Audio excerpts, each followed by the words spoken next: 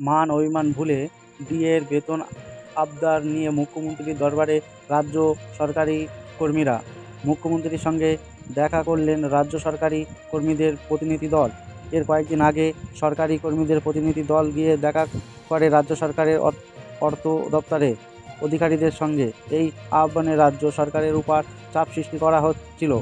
এবার ডিএর বেতন বৃদ্ধির ইস্যুতে লোকসভা ভোটের পরে এই রাজ্যে অনুষ্ঠিত দ্বিতীয় মন্ত্রিসভা বৈঠকে ইতিমধ্যে রাজ্য সরকারি কর্মীদের জন্য ষষ্ঠম বেতন কমিশনের সুপারিশ কার্যকর করা নিয়ে বড় সিদ্ধান্ত নেওয়া হয়েছে।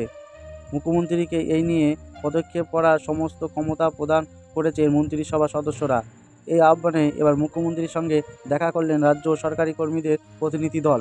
এর আগেই শাসক দল ইঙ্গিত দিয়েছে রাজ্য সরকারি কর্মীদের জন্য বহুল প্রতীক্ষিত সপ্তম বেতন কমিশনের সুপারিশ বাস্তবায়ন করতে প্রস্তুত এই রাজ্য সরকার।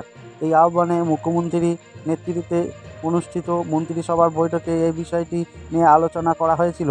মন্ত্রিসভার বৈঠকে ষষ্ঠম বেতন কমিশনের সুপারিশগুলি বাস্তবায়নের ক্ষমতা দেওয়া হয়েছিল মুখ্যমন্ত্রীকেই।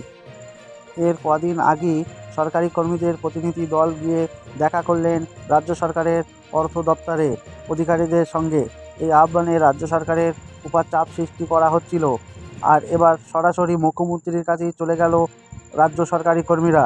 এই আহ্বানে সরকারি কর্মীদের সঙ্গে বৈঠকে তাদের আস্থা রেখেছেন মুখ্যমন্ত্রী। বৈঠকে নাকি সিএম বলেন রাজ্য সরকারি কর্মীদের ষষ্ঠম দাবি পূর্ণ করা হবে এবং কর্মীদের চিন্তা করতে বারণ করেন তিনি।